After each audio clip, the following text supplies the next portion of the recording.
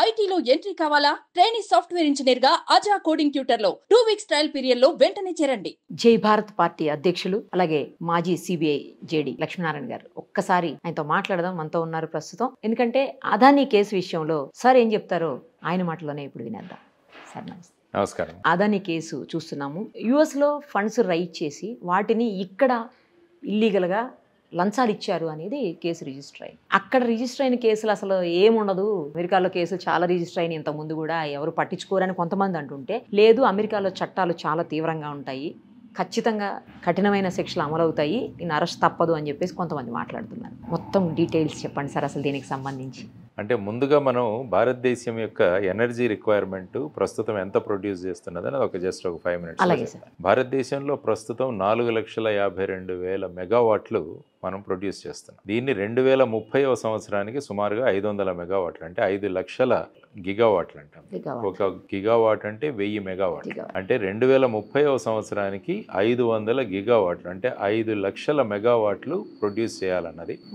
అందులో 50% renewable energy sources, అంటే solar కావచ్చు, విండ్ కావచ్చు, వీటి ద్వారా చేయాలన్నది ఒక సంకల్పం. దాంతో ఏమవుతుందంటే మనకు solar energy corporation of India అని ఒక దాన్ని ఏర్పాటు చేశారు 2010. దాన్ని సెకీ అంటారు, solar energy corporation of India. ఇది ఏం చేస్తుందంటే బేసిక్గా ఏ రాష్ట్రాల్లో ఎంతెంత డిమాండ్ ఉందన్నది కలెక్ట్ చేసి ఆ తర్వాత వాళ్ళు టెండర్స్ ఫ్లోట్ చేస్తారు. అంటే ఎవరైతే ఈ సోలార్ ఎనర్జీ సప్లై చేయగలరో అలాంటి వాళ్ళను టెండర్స్ పిలిచి వాళ్ళు ఏ రేట్కి ఇస్తారో కనుక్కొని దాన్ని బట్టి వాళ్ళకి టెండర్స్ ఇస్తుంటారు. ఇది సర్వసాధారణంగా భారతదేశంలో సోలార్ ఎనర్జీ కానీ విండ్ ఎనర్జీ కానీ దీని గురించి జరుగుతున్న ప్రక్రియ. సో ఇందులో ఏమైందంటే ఐ థింక్ 2019వ సంవత్సరంలో ఒక 12,000 మెగావాట్లు అంటే 12 గిగావాట్స్కి ఈ సెకీ అన్నది టెండర్స్ ఇచ్చింది. ఆ టెండర్స్ ఇస్తే అందులో 2 కంపెనీలు పార్టిసిపేట్ చేశారు. ఒకటిది వచ్చేసి Adani green energy limited, AGEL అంటారు. తర్వాత ఇంకోటి వచ్చేసి అజూర్, AZURE, అంటే ఇది యుఎస్ బేస్డ్ కంపెనీ, వాట్ల కంపెనీస్ నుంచి. సో ఇందులో అదానీకి 8 గిగావాట్లు, అజూర్ కంపెనీకి 4 గిగావాట్స్ వాళ్ళు శాంక్షన్ చేశారు. అంటే వాళ్ళు ఇచ్చిన దీన్ని బట్టి వీళ్ళు 8 గిగావాట్స్ వీళ్ళు ప్రొడ్యూస్ చేయాలి, వీళ్ళు 4 గిగావాట్స్. ఇదేంటంటే ఈ స్కీము కేవలం మీరు ప్రొడ్యూస్ చేసి, ఇప్పుడు ఏమవుతుందంటే మనం సోలార్ ఎనర్జీ తయారు చేసుకోవడానికి ఫోటో వోల్టాయిక్ సెల్స్ అని ఉంటాయి, మన వీటి మీద పెడుతుంటాం, మనం మిద్దెల మీద చిన్న చిన్న సెల్స్.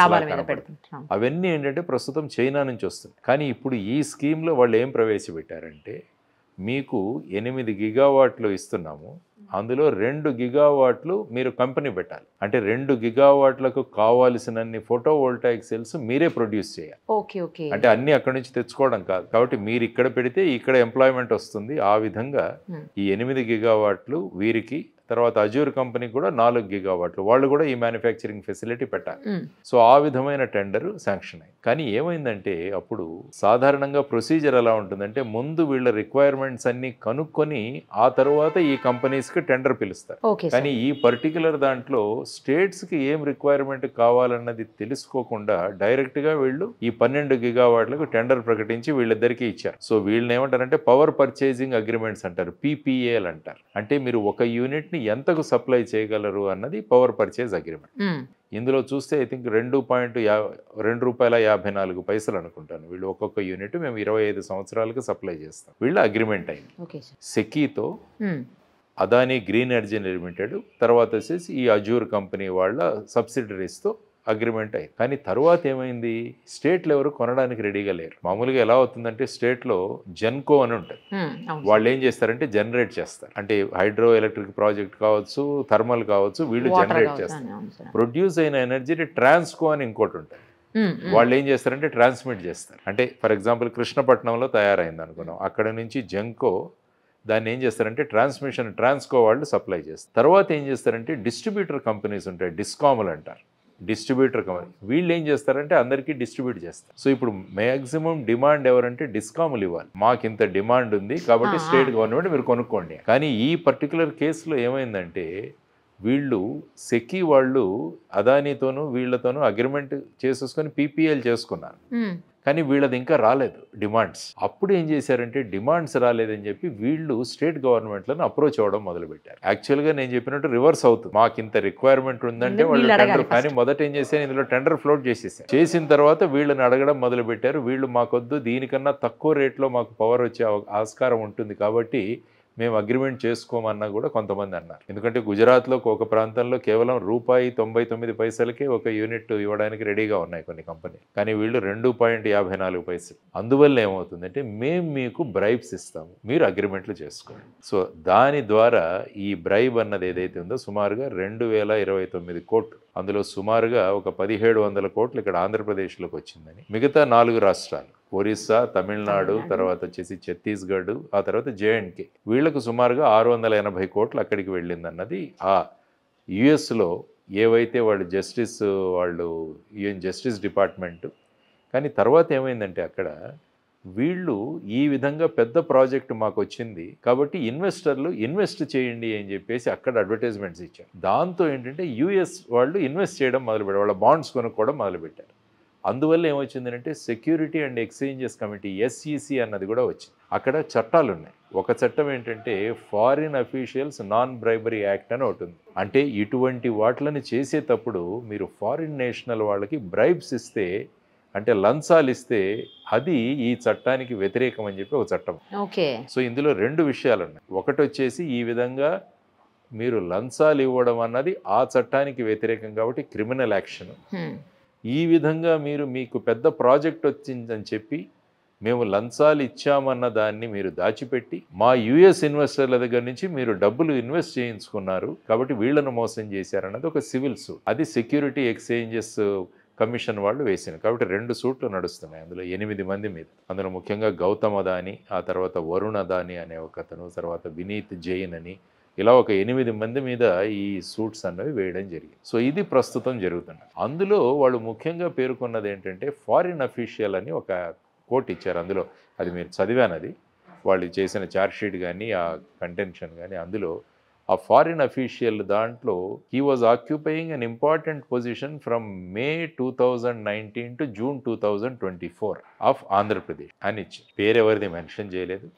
కానీ ఒక దాంట్లో Gautam Adani met then chief minister of Andhra Pradesh అన్నది కూడా రాసింది. సో ఇప్పుడు ప్రస్తుతం ఉన్నది ఏంటంటే ఈ సూట్స్ అక్కడ వేస్తున్నారు, దాని మీద జరుగుతుంది.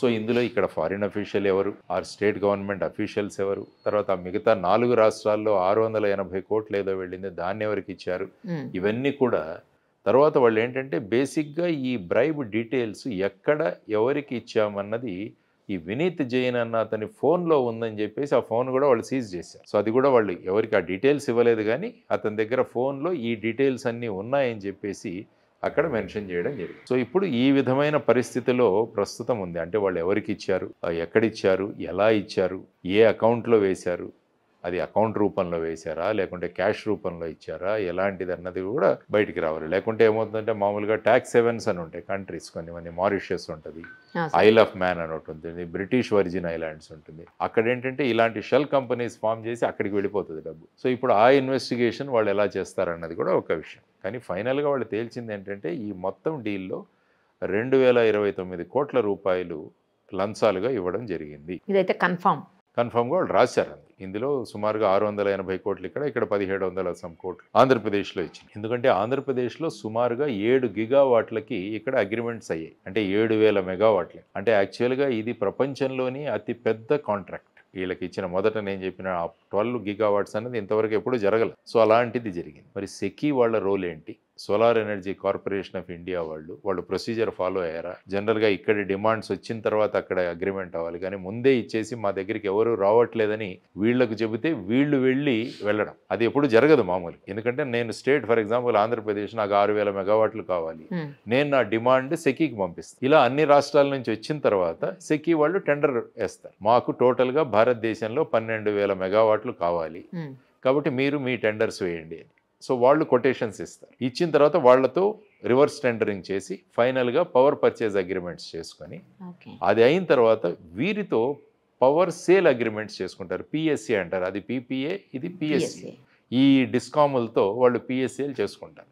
కానీ ఇక్కడ ఏమైందంటే రివర్స్ వెళ్ళాం. ఇప్పుడు ఫైనల్గా వీళ్ళు అసలు ఎవరు కూడా పిఎస్ఏలు చేసుకోవడానికి రాము అన్నప్పుడు మరి వీళ్ళనే పంపించారు. మీరు వెళ్ళి కన్విన్స్ చేయండి వీళ్ళని అంటే వీళ్ళు వచ్చి కన్విన్స్ మేము డబ్బులు ఇస్తాం మీరు అగ్రిమెంట్స్ చేసుకోవడన్న రీతిలో ఇది జరిగినట్టు ఆ కథనం చదువుతుంటే మనకు అనిపిస్తుంది. సో ఆ తర్వాత మీరు అన్నారు అమెరికాలో అనేక కేసులు ఇలాగే అవుతుంటాయి కానీ వాటిలో పెద్దగా ఇవి అవ్వవు అని చూస్తే మీరు యాక్చువల్గా 2024లో చూస్తే నితిన్ వట్స్ అని ఒక అతను ఏంటంటే మార్బుల్ గ్రానైట్ కాంట్రాక్టర్. అతను కూడా ఈ విధంగా బ్యాంకులను అక్కడ చేశాడు, మ్యానిపులేట్ చేశాడు. సుమారుగా అది 144 కోట్లు. సో అతని మీద కేసు నడుస్తుంది. తర్వాత రజత్ గుప్తా అని 2012లో అతను మెకెన్జీ కంపెనీ యొక్క ఎండీగా ఉండేవాడు. అతను ఇన్సైడర్ ట్రేడింగ్ చేశాడు. ఆ ఇన్సైడర్ ట్రేడింగ్ వల్ల అతనికి సుమారుగా 2 సంవత్సరాల శిక్ష కూడా పడింది. సో ఈ విధంగా చూసుకుంటే సత్యం కేసులో కూడా అక్కడ మేము ఇన్వెస్టిగేట్ చేస్తున్నప్పుడు ఈ సెక్యూరిటీ అండ్ ఎక్స్చేంజెస్ కార్పొరేషన్ వాళ్ళు వచ్చారు మా దగ్గర, కమిషన్ వాళ్ళు. మన సెబీ లాగా అక్కడ ఎస్సీసీ ఉంటుంది, ఇక్కడ security exchange board of India లాగా అక్కడ సెక్యూరిటీ అండ్ ఎక్స్చేంజెస్ కమిషన్ ఉంటుంది. వాళ్ళు కూడా వచ్చారు మా దగ్గరికి. వచ్చి వాళ్ళందరూ కూడా అక్కడ, ఎందుకంటే అక్కడ న్యూయార్క్ స్టాక్ ఎక్స్చేంజ్లో కూడా సత్యం లిస్ట్ అయింది. సో అక్కడ కూడా చాలామంది ఇన్వెస్ట్మెంట్లు చేశారు. ఏడిఆర్స్ అని ఉంటాయి అక్కడ, అమెరికన్ డిపాజిటరీ రిసీట్స్ అని ఉంటాయి. అవి కొనుక్కున్నారు చాలామంది బాండ్స్ లాగా. కానీ ఫైనల్గా అది సెటిల్మెంట్లో అది సెటిల్ చేశారు వాళ్ళు.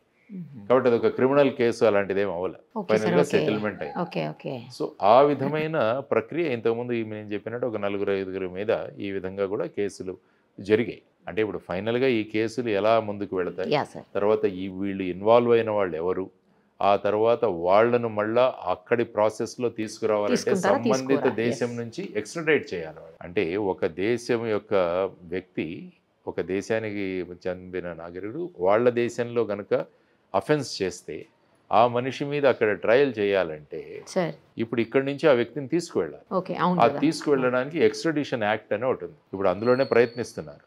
ఈ లారెన్స్ బిష్నోయ్ తమ్ముడు అన్మోల్ బిష్నోయ్ అని అతన్ని తీసుకురావడానికి ఇప్పుడు ఎన్ఐఏ అక్కడి నుంచి తీసుకురావడానికి బాంబే పోలీస్ అక్కడి నుంచి తీసుకురావడానికి ప్రకటిస్తాం. కానీ నాకు అసైలం ఇవ్వండి అని చెప్పి అతను అక్కడ కోరుకుంటున్నాడు. ఇది ప్రస్తుతం జరుగుతుంది. ఫర్ ఎగ్జాంపుల్ అబూ సలేం, మోనికా బేడి, వీళ్ళిద్దరు కూడా ఇక్కడ పాస్పోర్ట్ ఫ్రాడ్, తర్వాత అతను బాంబ్ బ్లాస్ట్లో ఉన్నాడని పోర్చుగల్ నుంచి లిస్బన్ నుంచి అతన్ని ఎక్స్ట్రాడేట్ చేసి తీసుకొచ్చాము ఇక్కడికి సిబిఐలో ఉండగా.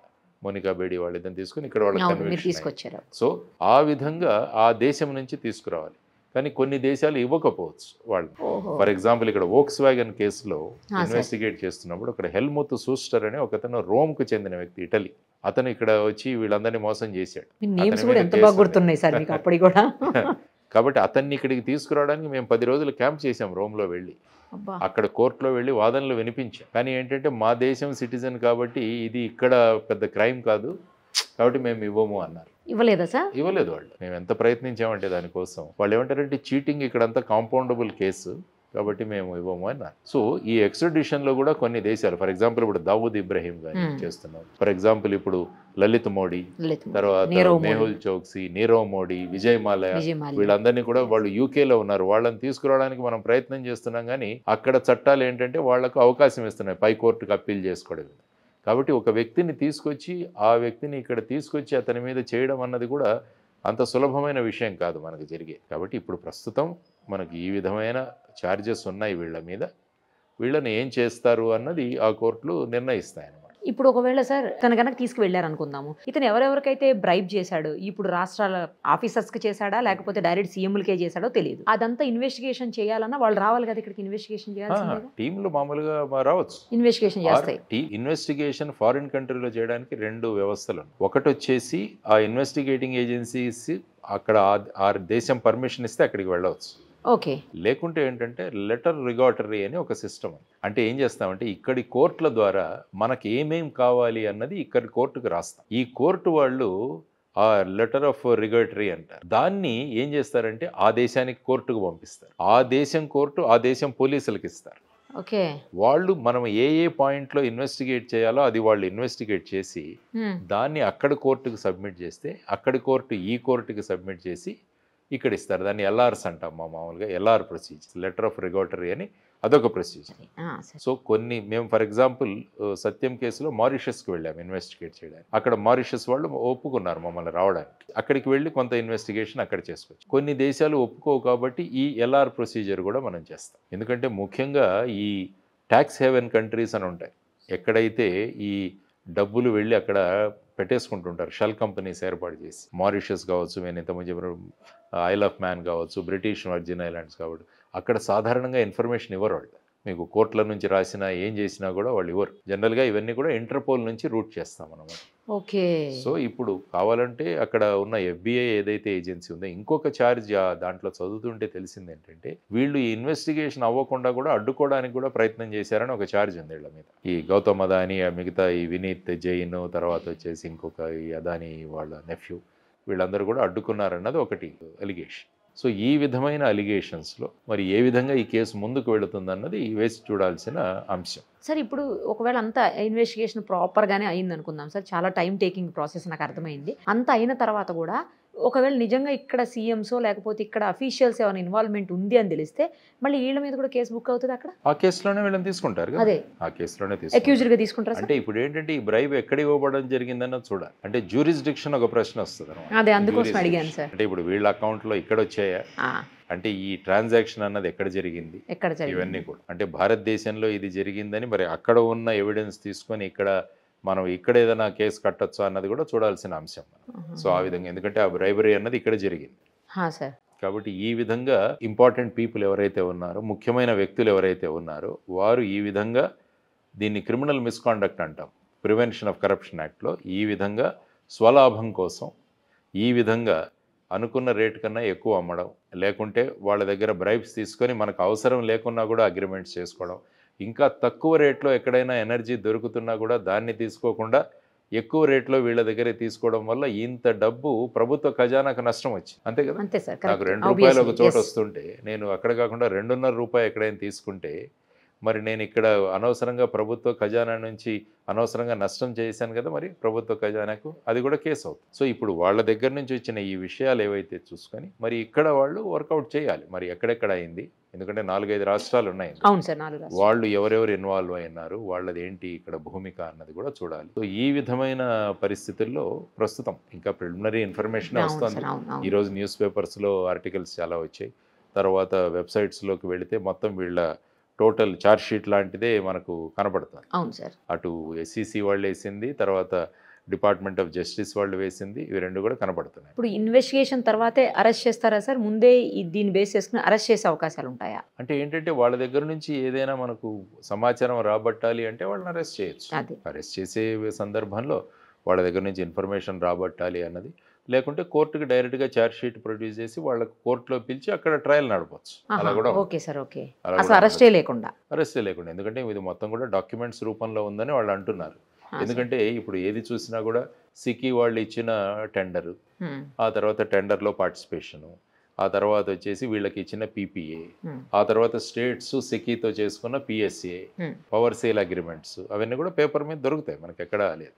ఇప్పుడు మెయిన్ పార్ట్ వచ్చేసి బ్రైబ్, వాళ్ళకు పే చేసిన ఈ లంచాలు అన్నవి ఎక్కడి నుంచి పే చేశారు, ఎలా ఏ ట్రాక్లో ఎలా వెళ్ళింది అన్న దాని గురించి వెళ్ళారు. ఎందుకంటే వీళ్ళు ఎవరెవరిని కలిశారు ఇలాంటివన్నీ కూడా దీంట్లో రాశారు, ఎవరు ఏ డేట్న ఎలా కలిశారని. అది కూడా ఒక ఇన్వెస్టిగేటింగ్ ఏజెన్సీస్ కూడా ఈ వాళ్ళు రాసిన సీక్వెన్స్ కూడా మంచి గైడింగ్, అంటే వాళ్ళు రాసిన పాయింట్స్ ఏ విధంగా ఒక్కొక్క ఇష్యూని ఏ విధంగా టేకప్ చేశారని సుమారుగా 30-40 పేజీల ఇది ఉంది అందులో వాళ్ళు ఇచ్చిన ఛార్జ్ షీట్లో. సార్ అసలు ఇండియన్ చట్టాలు టఫ్ ఉంటాయా లేకపోతే అమెరికన్ చట్టాలు టఫ్ ఉంటాయా? అమెరికన్ చట్టాలు చాలా టఫ్గా ఉంటాయి. ఎందుకంటే ఇండియాలో ఏమవుతుందంటే మనం ఒక 10 సెక్షన్లు వేస్తాం, ఒక్కొక్క సెక్షన్కి రేపు కోర్టులో శిక్ష పడింది అనుకున్నాం. కానీ ఇక్కడ సాధారణంగా ఏమంటారంటే ఇవన్నీ కూడా అన్ని కలిపి నడుస్తాయి. అంటే కంకరెంట్ ఉంటుంది అన్నదొకటి, తర్వాత వచ్చేసి వన్ ఆఫ్టర్ ది అదర్. అంటే అమెరికాలో ఎలా ఉంటుందంటే దీనికి 5 సంవత్సరాల శిక్ష అయితే ఈ 5 సంవత్సరాల శిక్ష తర్వాత ఈ 7 సంవత్సరాల శిక్ష, 8 సంవత్సరాలు, అలా మీరు చూసుకుంటే కొన్ని కేసుల్లో 100 సంవత్సరాల శిక్షలు కూడా పడిన కేసులు ఉన్నాయి అమెరికాలో. సో ఆ విధంగా ఫైనల్గా అక్కడ ఉన్న జడ్జి, ఆ తర్వాత అక్కడ కూడా అప్పీల్ ఉంటుంది పై కోర్టు, తర్వాత ఫైనల్గా ఫెడరల్ కోర్ట్స్, ఇవన్నీ తీసుకొని వాళ్ళ నిర్ణయం. ముందు ఇక్కడ ఇది ఛార్జ్ షీట్, దాని తర్వాత ట్రయల్ నడవాలి. ఎందుకంటే దీంట్లో గౌతమ్ అదాని గారు ఏమన్నారంటే ఇటువంటిది ఏది జరగలేదు, దీంట్లో ఏమాత్రం తథ్యం లేదు అని వాళ్ళు కూడా ప్రెస్ నోట్ ఇష్యూ ఇచ్చారు. కాబట్టి అక్కడ అమెరికాలో జరిగినా ఏది జరిగినా కూడా అందరికీ వాళ్ళకి ఛాన్స్ ఇస్తారు. ఇవి పోలీస్ ఇన్వెస్టిగేషన్లో కానీ SEC ఎంక్వైరీలో కానీ తేలిన అంశాలు. మీరు ఏం చెబుతారు అన్నది కూడా వాళ్ళని అడుగుతారు. లేకపోతే ట్రయల్లో కూడా వాళ్ళ డిఫెన్స్ వాళ్ళు ప్రొడ్యూస్ చేస్తారు. వాళ్ళు ఆల్రెడీ ప్రెస్ నోట్ ఇచ్చున్నారు, ఇలాంటిది ఏమీ జరగలేదు. కాబట్టి వాళ్ళకు కూడా ఒక ఆపర్చునిటీ దొరుకుతుంది. దాని మీద వాళ్ళు ఏ విధంగా కోర్టులో కేసు నడుస్తుందన్నది చూడాలి. మనకంటే ఫాస్ట్గా అవుతుందా సార్ అక్కడ అందరూ ట్రైల్ కదా? ట్రయల్స్ అన్ని ఫాస్ట్గా ఎందుకంటే అక్కడ ఎలా ఉంటుందంటే చిన్న చిన్న కేసులు పెద్ద రిజిస్టర్ అవ్వవు. అక్కడ ఏంటంటే ఒక సిరీస్ ఆఫ్ అఫెన్సెస్ జరిగితే అక్కడ అఫెన్స్ రిజిస్టర్ చేస్తారు. తర్వాత కూడా ఏంటంటే ఫాస్ట్ డిస్పోజల్ ఉంటుంది. అక్కడ డిస్పోజల్ ఫాస్ట్గా ఉంటుంది. ఎందుకంటే జనాభా తక్కువ బేసిక్గా అక్కడ 37 కోట్లు మొత్తం మీరు అమెరికా తీసుకుంటే.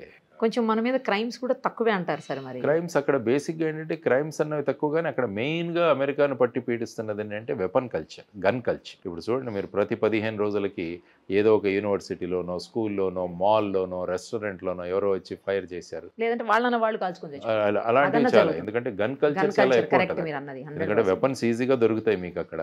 సో వాటిని కొనుక్కోవచ్చు, మీరు పెట్టుకోవచ్చు. ఇవన్నీ మనలాగా కాదు. డొనాల్డ్ ట్రంప్ ఆయన క్యాంపెయినింగ్ చేస్తున్నప్పుడే కూడా 2-3 సార్లు, ఒకసారి కాల్చారు, తర్వాత ఇంకొక వ్యక్తి వెపన్తో దొరికాడు. ఇవన్నీ కూడా అంటే వెపన్స్ తీసుకెళ్లడం అన్నది చాలా సర్వసాధారణంగా జరుగుతుంది. అంటే అక్కడ ఏమంటారంటే ఇంత పెద్ద విశాలమైన భూభాగంలో ప్రతి ఒక్కరికి స్టేట్ అన్నది సెక్యూరిటీ ఇవ్వలేదు, కాబట్టి గన్స్ ఫ్రీగా పెడదాం, వాళ్ళ సెక్యూరిటీ వాళ్ళే చూసుకుంటున్నారు అన్నది వాళ్ళ అభిప్రాయం. అదే మన దేశంలో అయితే ఎవరికైనా వెపన్ లైసెన్స్ ఇవ్వడానికి చాలా ఆలోచన చాలా ఉంటుంది. కాబట్టి చాలా ప్రాసెస్ ఉంటుంది. కాబట్టి అక్కడ ఏంటంటే ఆ గన్ కల్చర్ అనేది చాలా ఎక్కువగా ఉంటుంది. మార్కెట్లో మీరు షాప్కి వెళ్ళి కొనుక్కోవచ్చు వెపన్స్, మామూలుగా మనం మాల్కి వెళ్ళినట్టు అక్కడికి వెళ్ళి వెపన్స్ గ్రాసరీస్ కొనుక్కున్నట్టు. సార్ తర్వాత ఇంటర్పోల్ ఇంటర్ఫీరెన్స్ కూడా ఉంటుందా సార్ ఇలాంటి కేసెస్లో? యూజువల్గా ఇంటర్పోల్ ఏంటంటే మామూలుగా ఒక అన్ని పోలీసింగ్ ఏజెన్సీస్ కూడా కోఆర్డినేషన్. ప్రతి కంట్రీలో కూడా ఇంటర్పోల్కి ఒక ఏజెన్సీ రిప్రజెంటేటివ్ ఉంటారు. ఫర్ ఎగ్జాంపుల్ భారతదేశంలో చూసుకుంటే ఇంటర్పోల్కి ఏజెన్సీ సిబిఐ. ఫర్ ఎగ్జాంపుల్ ఏదైనా సపోజ్ ఏపీ స్టేట్ పోలీస్ వాళ్ళకి ఫర్ ఎగ్జాంపుల్ ఫ్రాన్స్లో ఏదో ఒక ఇన్ఫర్మేషన్ కావాలి, కాబట్టి వాళ్ళు ఏం చేస్తారంటే సిబిఐకి అప్లై చేస్తారు. సిబిఐ వాళ్ళు ఇంటర్పోల్కి రాస్తే ఇంటర్పోల్ వాళ్ళు అక్కడ ఫ్రాన్స్లో ఇంటర్పోల్ ఎవరైతే ఏజెంటో వాళ్ళకి రాస్తారు. సో వాళ్ళు ఆ ఇన్ఫర్మేషన్ కలెక్ట్ చేసి ఇస్తారు. అంటే ఈ కోఆర్డినేషన్ కోసం ఇంటర్నేషనల్ పోలీస్, ఈ ఇంటర్పోల్ అన్నది ఆ విధంగా కోఆర్డినేట్ చేస్తుంది అందరికీ కావాల్సిన ఇన్ఫర్మేషన్. సో ఇక్కడ కూడా అవసరమైతే ఇన్వాల్వ్ అవ్వచ్చు, చేయొచ్చు. ఇంటర్పోల్ డైరెక్ట్గా వాళ్ళకి ఏం కావాలో అన్నది చేస్తే ఇక్కడ నుంచి డీటెయిల్స్ ఏమన్నా కావాలంటే అవి కూడా ఇవ్వచ్చు. సో ఆ విధమైన దీంట్లో నడుస్తుంది. Thank you sir, thank you so much. నమస్కారం. సుమన్ టీవీలో మీ పర్సనల్ అండ్ బిజినెస్ ప్రమోషన్స్ కోసం కింది నెంబర్కి కాంటాక్ట్ చేయండి.